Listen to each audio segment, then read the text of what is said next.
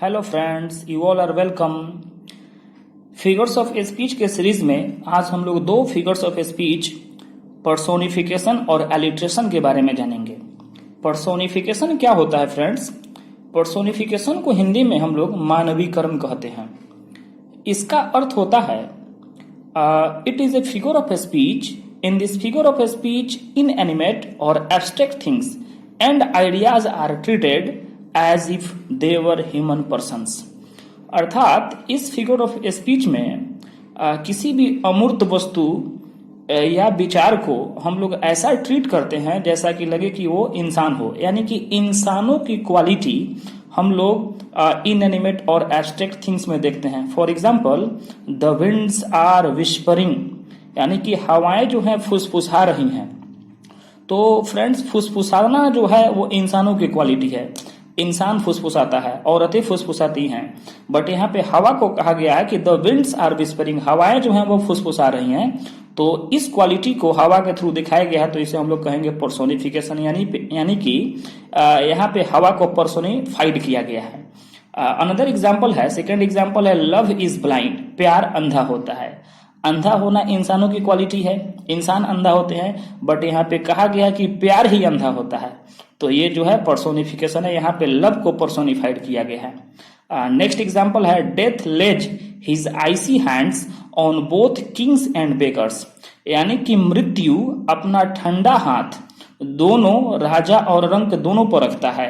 यानी कि मरने के बाद इंसान का शरीर जो है वो ठंडा हो जाता है, मौत जो है अपना हाथ रखता है। तो हाथ रखना, किसी के ऊपर कोई हाथ रखता है तो वो इंसान रखता है, बट यहाँ पे कहा गया है कि मौत जो है वो हाथ रखता है।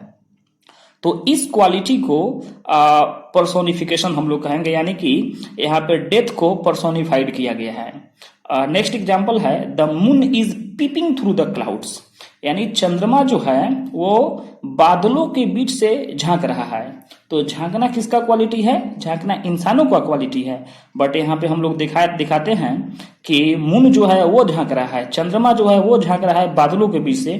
तो यहाँ पे मून को क्या किया गया है? पर्सोनिफाइड किया गया है। ये बहुत ही इंपॉर्टेंट फिगर ऑफ स्पीच है जो फ्रिक्वेंटली डिफरेंट एग्जामिनेशंस में पूछे जाते हैं। एग्जाम्पल्स को विशेष तौर पे फ्रेंड्स याद आप लोग कीजिएगा। नेक्स्ट फिगर ऑफ स्पीच हम लोग देखते हैं एलिट्रेशन। एलिट्रेशन को हम लोग हिंदी में अनुप्रास अलंकार कहते हैं। एलिट्रेशन क्या है कि alliteration is the frequent repetition of the same letters और consonant sounds in words to give a musical quality to them. जब किसी सेंटेंस में रिपीटिशन होता है कॉन्सोनेंट साउंड्स का या वर्ड्स का, तो वहां पे हम लोग देखते हैं कि उस सेंटेंस में एलिट्रेशन यानी कि अनुप्रास अलंकार होता है। For example, full fathom five thy father lies, ये विलियम शेक्सपियर के एक प्ले जो है उससे लिया गया है, जिसका नाम है द टेम्पेस्ट। उसमें एरियल रहता है, एरियल ही गाता है full fathom five thy father lies. यहाँ पे फ्रेंड्स हम लोग देखेंगे कि फो sound, full F F F F, यहाँ पे फो साउंड का रिपीटेशन हुआ है, तो ये जो है एलिट्रेशन है। सेकेंड एग्जांपल में देखते हैं, blow blow the winter wind, यहाँ बो साउंड का रिपीटेशन हुआ है बीबी में, और यहाँ पे विंटर विंड वो साउंड का रिपीटेशन हुआ है, तो ये भी जो है एलिट्रेशन हो गया। नेक्स्ट फिगर ऑफ स्पीच है, defeat the defeat before defeat defeats you, यहाँ पे डी साउंड का रिपीटेशन हुआ है जो एलिट्रेशन को रिप्रेजेंट करता है। Defeat the defeat before defeat defeats you, यानी कि हार को हराने से पहले हार को हरा दो। तो यहाँ पे हम लोग देखते हैं कि डी साउंड का रिपीटेशन हुआ है, तो इसको हम लोग कहेंगे एलिट्रेशन।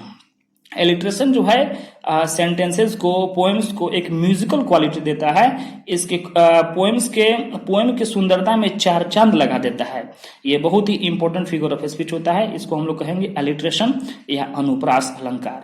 हिंदी में आप लोगों ने पढ़ा होगा, शब्दों के सुमन से सजाने में सफल रहे हैं, कभी अपने काव्य को शब्दों के सुमन से सजाने में सफल रहे हैं, सौ सौ सौ सौ।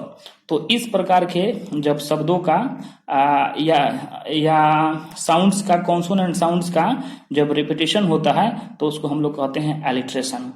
थैंक यू फ्रेंड्स, मिलते हैं हम लोग नेक्स्ट फिगर्स ऑफ स्पीच में। Thank you very much.